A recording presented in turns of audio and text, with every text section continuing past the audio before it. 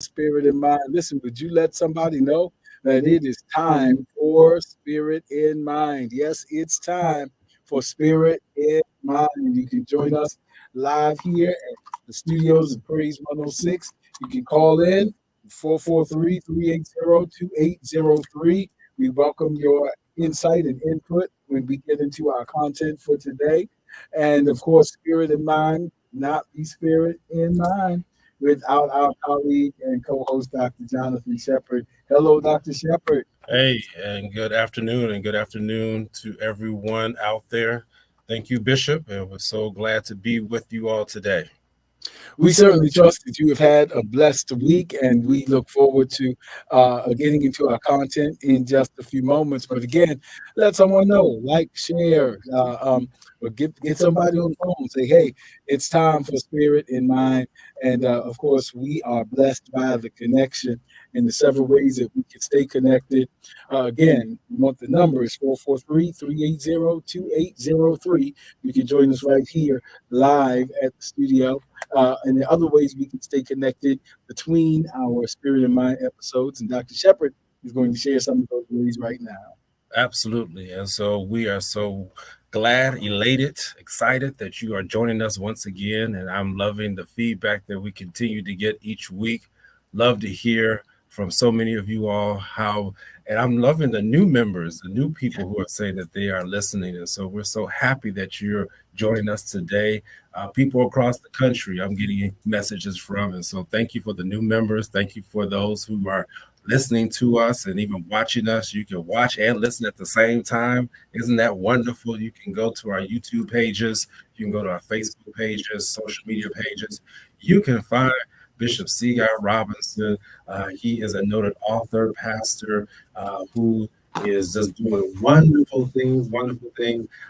He has a new book out, you all. I bought all 5 copies of it today because I want to have him sign them. We'll talk a little bit more about that, but we're so excited about the product that he has produced, and so we know that it will be a blessing to you. He's also the pastor of the Tabernacle of the Lord Church, 2100 West Baltimore Street. So you can go over there, enjoy the Sunday or the midweek services that they engage in on a weekly basis. So I know that you will not be disappointed. I've been there personally, so I can attest to it that you will not be disappointed. And so we want you all to know that Bishop C.R. Robinson, CGR Ministries, that's the handle that you can find many of his products or many of his pages under CGR Ministries. I'm sure he will love you to go over there and see the various things that he has going on. So want to make sure we pop that up. And then for myself, you can go to drjonathanshepard.com. That's my website. If you are in need of direct care services or in need of a speaker for symposiums that you have coming up regarding mental wellness, Bishop does that also.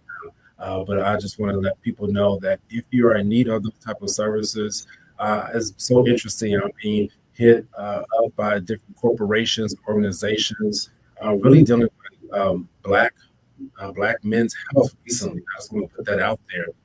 That has been one of the more common scenarios that I've been asked to speak upon recently. And so we want to make sure that people know that there are resources, that there are people who are apt to be able to talk on these various issues, to be able to make sure that our people are well. So if you're in need of those direct care services, whether it be in Maryland, whether it be in the District of Columbia, or anywhere, you can hit me up, drjonathanshepard.com. And at some point, I'll be able to have my written material also for you. Don't count me out this year in 2024, but it's going to come. But I tell you, we want to make sure that you stay connected to us. And so, Bishop, I'm going to turn it back over to you. We want to hear more about the book, and I want to make sure that we can get these books signed today. Absolutely, absolutely. Thank you, Dr. Shepard, and thank you to everyone for your prayers and for your support. In fact, if you are available and anywhere in the Baltimore, Washington area, Mid Atlantic, even on this coming Wednesday, the 17th. And again, we're sharing that for the sake of this book. But if you're anywhere in the area on the 17th, of this month, Wednesday, July 17th. We want to invite you to meet us at the Tabernacle, 2100 West Baltimore Street at 7 p.m. for our official release. And I'll be there to sign, and we'll be discussing some of the content of the Soul Care Birthright, which is our latest book that we were blessed to write. And so it's subtitled "The Theology of Mental Health for Ministerial Practice." And so it deals with, again, some important issues in being in serving the kingdom as first responders and as a part of the psychological wellness community and the holistic wellness community. So we want to encourage you to get it. We'll be looking at it. It addresses, maybe some people don't know, why is it such a strain? Why are we talking about reconciling and putting in collaboration? So we talk a little bit about how that relationship evolved over the years and what we're doing now, the great things to reconcile, to work together, to be a part of the same wellness community, so that we can do what the scripture says in First Thessalonians 5:23, experience the holistic wellness of God, spirit, soul, and body. So I want to encourage you to get your copy. It's on Amazon, all the major bookstores and booksellers. It's in hard copy if you prefer that. It's also in digital format. If you like to download your Kindle or Apple Books version, you can do that as well. The Soul Care Birthright, a theology of mental health for ministerial practice. In fact, you just put my name in, and some of the other books will come up. Maybe you want to didn't get critical collaboration yet. Um, we want to encourage you to do that, and thank you for your prayers and support. Yeah, so please, I want to see you there on Wednesday, July 17th. I have it in my calendar to be there, and I'll have my books already signed before you all get there. Hopefully, so. But I want us to support Bishop Robinson. We thank you. This is a community, this is a faith community, which is ever growing, and we want to make sure that we're supporting Bishop Robinson in this endeavor. Again, that's Wednesday, July 17th at 7 p.m. Bring your book with you. And if you be like me, I'm going to try to see if I can finish all of it by Wednesday, the 17th. If not, still come on through. And I'm sure you will be blessed by that. Bishop, we're ready to go. Yes, yes. We've been talking about transitions because, again, changes, transitions are part of life. I've said several times through this series, the hymn writer said, "Time is filled with swift transition. The constant is to be able to hold to God's unchanging hand." And so, of course, it was Aristotle who said that God is the unmoved mover. Who is constant in the midst of change. And so, again, in scriptures say, we shall all be changed in a moment, in the twinkling of an eye. And so we've been talking about transitions and going through the changes of life. We are not just human beings, but we are human becomings. Well, the scripture says it does not yet appear. Now are we children of God. God loves us and claims us as his children now. And yet at the same time, he has us in a transformational process because it does not yet appear what we shall be. So we're not just human beings, but we are human becomings, is what the Epistle of John tells us. And so we've been talking about transitions, and transitions have many forms. Of course, sometimes transitions come through traumatic experiences. Other times, transitions come just in the normal developmental stages and phases of life. Transition manifests in changing schools, changing jobs. We just had a lot of people to graduate. I'm thinking on the ride over Dr. Shepherd, which means this coming fall, not many weeks from now, they'll be starting in new places on campuses, maybe moving from middle school to high school and the like. And so we've been talking about how to deal with those challenges. We've been using some examples of change and traumatic change, the key bridge developmental process, the traumatic experience, the event, the experience, and the effects of that traumatic moment. And so now we're going to move forward. Dr. Shepherd is going to take us more into today's content. Absolutely. And so thank you for those who are watching, and thank you, Cynthia Hackshaw. Thank you, Alva Richardson, who are coming up on my feed. And I know there's many of more of you all who are out there who are listening and watching.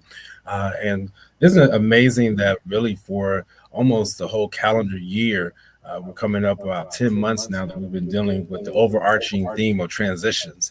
And so this is amazing how much you can pull just from that one word and just from that one series. And recently, probably for the last 3 to 4 months now, we've been dealing with how to live in the new place once you've made that transition, how to be able to live in that place once you have arrived there. You know, the last month or so, we've been talking about the need for healing, the need for strengthening, and then the need for stretching. And we've been really focused on the healing piece. And Bishop, I would say this, just even as a way of setting forth for the conversation today. This past week, I really have been listening, even to myself and to others who've been watching and listening to the show. It's amazing how we get stirred in our minds, stirred in our souls, if you would, soul, mind. I'm thankful for this show because it really has been able to stir me up. I think about when the show started in the pandemic and where so many people were stagnant. We got stagnant because we didn't have that much to do. We got stuck in our own homes, had to isolate. And this past week, I took some time just to sit down and reflect and listen to myself, just as we've said on the show. You know, it's one thing to be able to espouse the advice, but to actually sit down and actually apply it. And I did that this past week. And I was really just listening and checking myself and listening to my thoughts as I was going through. Yes, you can listen to your thoughts. So some of us need to do that Mhm. and check it out. Yes, you can do that. And I was thinking, I was like, wow, this has been amazing how this show has stirred me up, to be honest with you, so that I would not be stagnant. And I've heard that from some other people as they've listened to this show. And I just wanted to thank you, Bishop. I want to thank you, all listeners, for, again, I'm having a transparent moment here. Thank you for stirring me up because in that stir, it allows for me to continue to grow. It allows for me to continue to move forward. It allows for you all to continue to grow. It allows for you all to continue to move forward and make transitions. And so, as you make those transitions, you will grow and do better and move into different places. And so, that's one of the things that I really want to start today and kind of hang our hat on is that when you find yourself in that transitional season, transitional place, and you arrive there, make sure that you take some time. And we've said this before, but it's hitting me again today. To make sure you take some time to look back over how you got to where you're at. And once you get there, recognize that there may be some times where you need healing, where you need to take that time to mend together. And if you don't do that, if you stay stagnant, what happens with stagnant water? It begins to stink. It begins to become gross looking. And so you want to make sure that once you arrive in that new place, just don't fall out and say, "Man, I arrived," or the flip side is sometimes we end up in a new place and we didn't want to get there. Bishop mentioned that. Sometimes we're in a new place because of a divorce. We're in a new place because of a loss. We're in a new place because of grief. And it will literally shut you down. Baltimore, we were in a new place because the bridge collapsed. The Francis Scott Key Bridge collapsed. We were in a new place because of that, new traffic patterns, all those different things.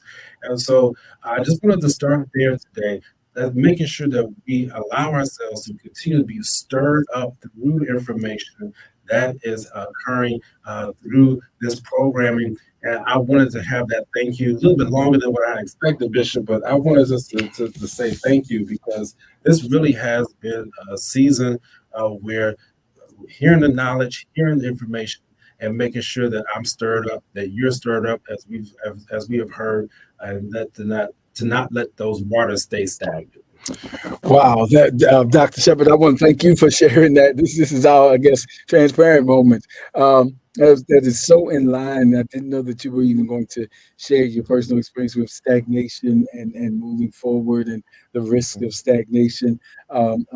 some of the persons watching today may be part of the Tabernacle uh, uh, circle or cycle, part of even friends who've watched this past Sunday, last Sunday.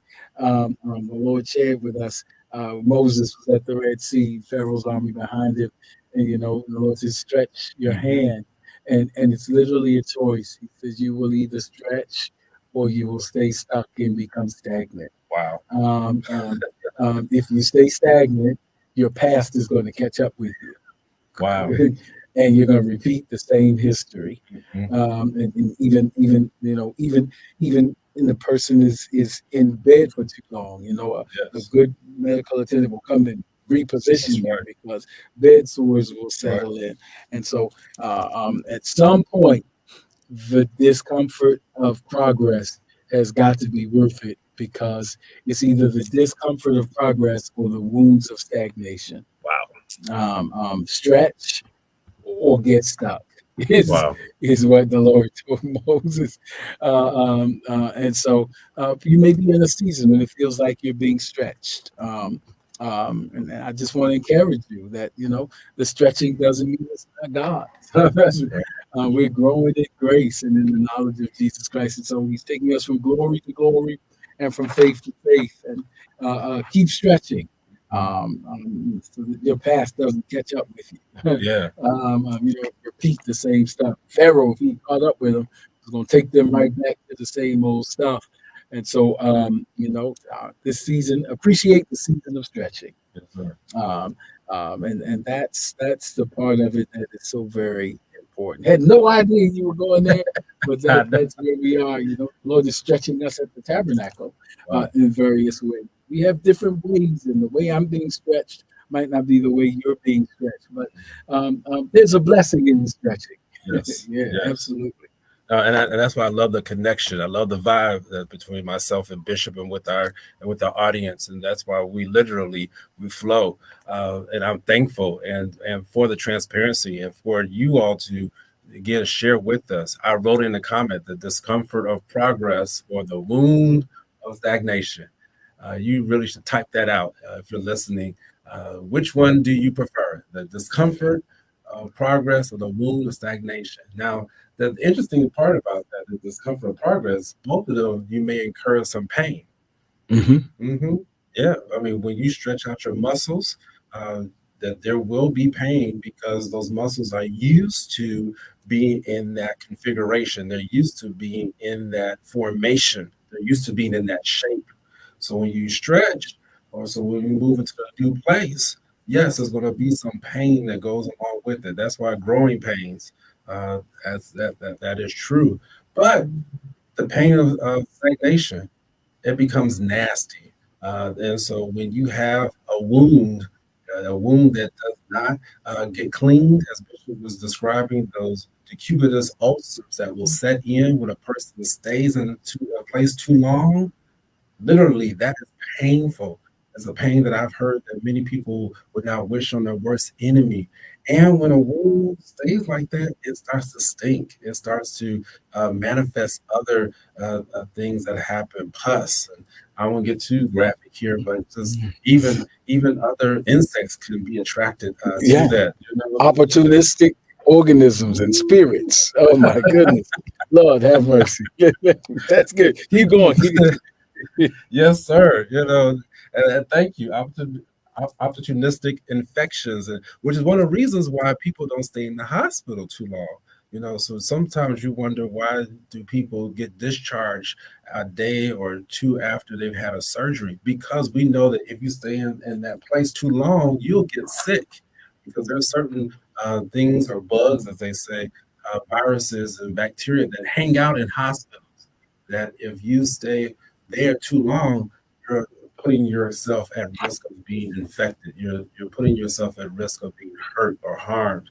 And so we want to make sure that in this healing process, and that's where we really are in this talk, in this journey, that even as you've gone through the journey now, you made the transition to the new place. Whether you got there because you traveled or someone put you there, or life circumstances put you there, you're there now. So we might as well get comfortable with being there. But we want to make sure that while we're there, that we are healing and that we're strengthening our minds. One of the things that also dropped on me, Bishop, really strong is that we have to heal and we have to have peace about where we are too, and have peace about the healing. And so, I love acronyms, and I'm just going to share the acronym, and then I think I'm going to be done with this portion, Bishop. But I was sharing with my youth department at my church about peace, and so many people struggle with having peace. And so I put this acronym together, PEACE. PEACE. Peace stands for prioritizing spending time with God. If you want to have peace, you have to prioritize spending time with God. E, you have to embrace rest. That means you got to stop and actually calm down and chill out. Actually, that's C on there on my acronym. I want to get to that. But P is prioritizing time with God. E is embracing rest. A is actively trusting sound guidance. C is calming down and chill out, like I just said. And the last E is enjoy the moment and avoid the tomorrow trap. And that is huge. Many of us get stuck in as we're transitioning. My God, what's tomorrow going to bring? And so, in that healing place, yes, your past definitely can hang on to you, but don't forget, many of us we forget that tomorrow trap is huge too, where we Yep. sit there and we worry so much about what's next that we don't even get a chance to enjoy the moment, and that's what will rob us of our peace as we get to that new place. Absolutely. And anxiety on one side, worrying about tomorrow, getting stuck, and this is just and I appreciate Monica putting in our chat line, stretch or get stuck. Mhm. That clearly registered. It's also reminiscent. We used Moses for that example, Yeah. but sometimes the only viable option is to move forward. The help is to embrace the transition, is to embrace the risk. And while we were talking, what came to mind for me was Second Kings 7, when there are four leprous men sitting at the Oh, gate, yes. and they say something critical. They say, "Why sit we here and die? Right. If we go backwards, there's a famine there. Nothing behind me but famine. I accept that where I've come from is no longer a viable place for me to stay in. Something would be wrong with us if we go backwards." And then he said, if we stay sitting here, then in this moment, then we will allow, if you will, the freeze trauma response from the famine to keep us stuck.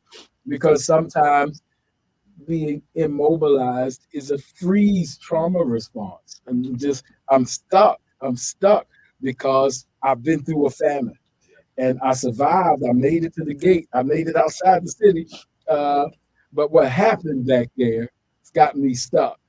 Wow. I'm frozen. It's a trauma response. But he begins to think about it and say, if I stay here, if I stay in this frozen state, if I stay here,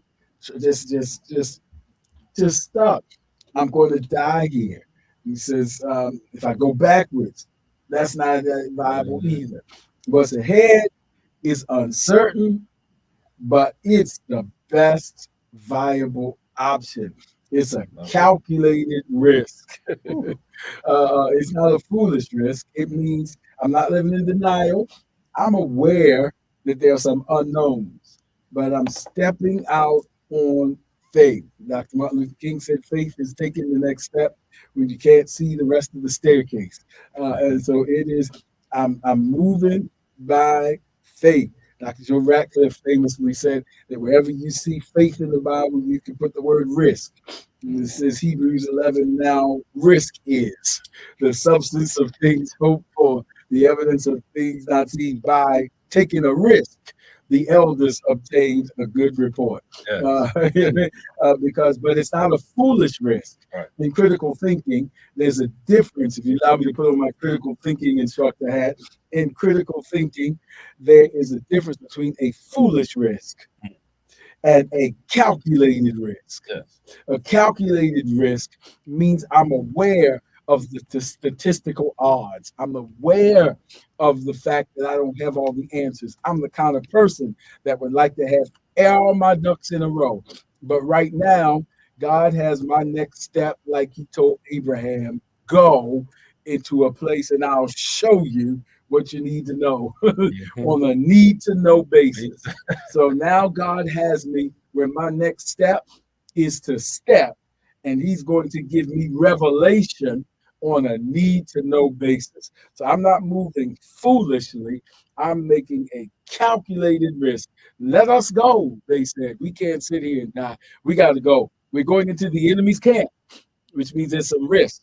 But I choose to believe that if whatever's going to happen, it's going to happen to me trying to become my next and not dying in my now. Oh my goodness. Well, Trevor, you got it. well, I just want to say thank you all for joining us. I know we are at the end of our show. Thank you all. I feel Bishop being stirred up, and so keep praying that we'll get some more time on this air so we can be able to finish everything. Bishop. All right. Well, please know that we're so appreciative that you all have been tuning in to us, and so we will see you all next time on Spirit in Mind.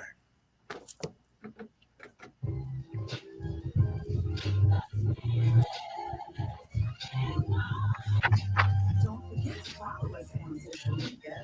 We're on Facebook at Spirit in Mind, and we're also on Instagram at Spirit in Mind Live. Join us next time for a new episode of Spirit in Mind.